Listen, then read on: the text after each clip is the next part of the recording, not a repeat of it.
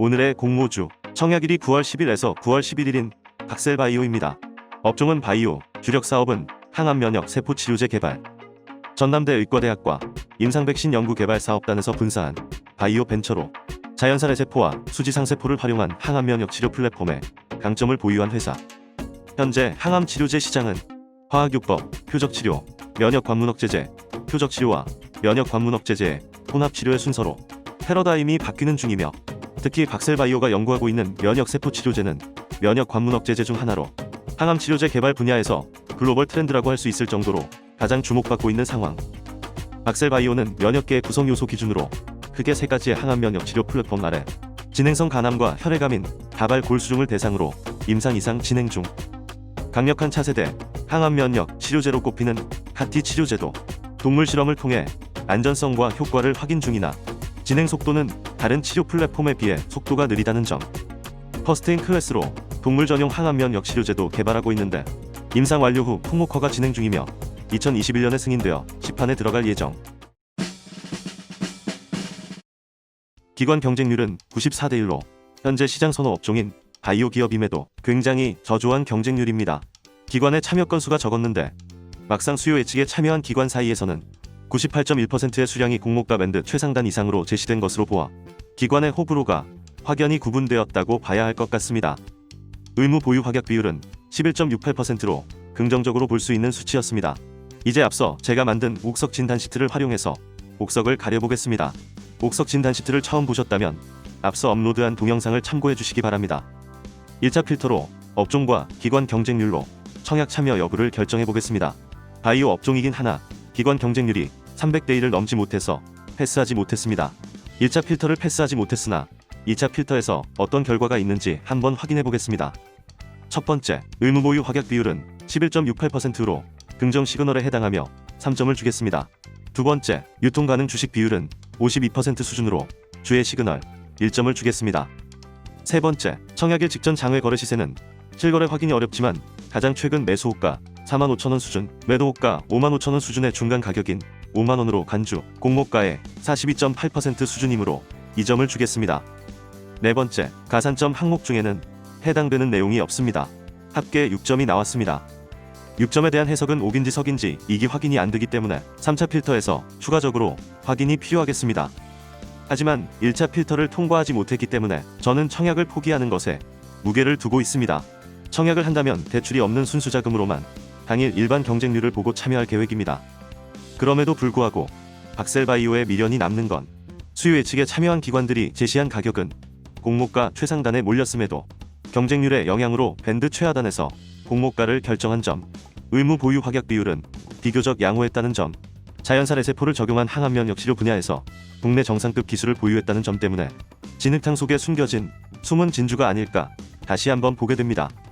그동안 바이오 기업에 후한 점수를 주며 경쟁률 인플레를 부추겼던 기관들은 왜 박셀바이오를 외면했던 것일까요? 청약에 참여하신다면 이 점은 꼭 주의하시기 바랍니다. 첫 번째, 2024년 추정 실적에 주가를 기대해야 하는 현실. 앞서 경쟁률이 낮았던 이오플로우와 비슷한 사례로 보시면 될 것 같습니다.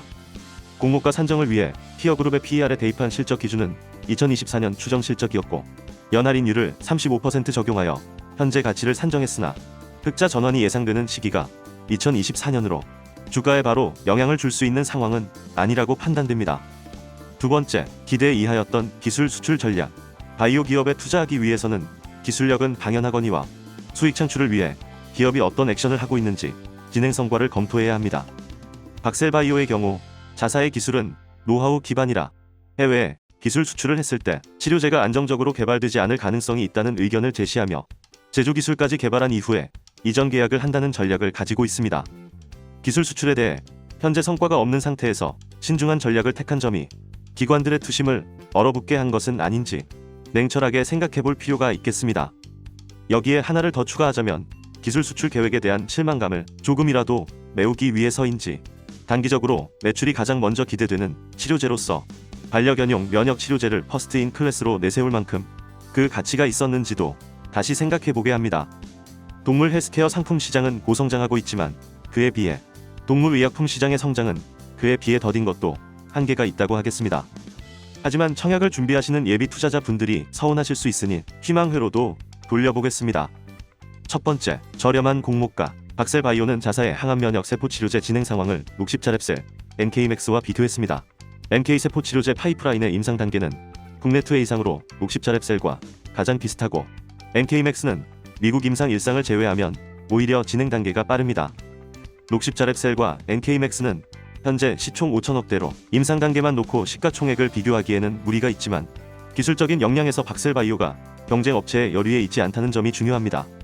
현재 산정된 공모가 기준 박셀바이오의 시총은 2250억 수준으로 유사 기업의 시총인 5천억대의 절반에도 미치지 못한 점을 보면 박셀바이오의 기술 역량에 비해서 공모가가 낮은 수준인 점은 인정할 수 있겠습니다. 박셀바이오가 시총 5천억에 훨씬 못 미치는 3천억 수준의 기업 가치를 인정받는다고 가정했을 때 주당 4만원이라는 점을 감안해보면 현재의 공모가는 메리트라고 볼 수 있습니다. 물론 비교 기업의 주가에는 임상 단계가 비슷한 대신 글로벌 파마와 기술 수출을 논의 중인 이슈가 주가 상승에 영향을 주었을 수도 있습니다. 박셀바이오도 현재 NK 세포 치료제에 대한 연구 논문을 준비 중이며 곧 학술지에 발표한다고 하니 그 이후로 글로벌 제약사과 접촉할 수 있는 가능성도 배제할 수는 없습니다. 따라서 상장 후 박셀바이오의 글로벌 행보를 기대해봐야겠습니다. 두 번째, 제2의 소마젠 될까? 외국 기업 1호 기술 특례 상장사로 유명한 소마젠은 지난 6월 기관 경쟁률 69대1, 일반 경쟁률 4.4대1로 흥행 참패를 했으나 실제 상장 당일과 둘째 날 강세를 보이며 공모가 대비 100% 이상 상승하기도 했습니다. 하지만 박셀바이오의 유통 가능 주식 비율이 비교적 높은 52%라는 점 때문에 상장일 초반 하방에서 변동성이 클 수도 있습니다. 세 번째, 경영진의 비즈니스 철학.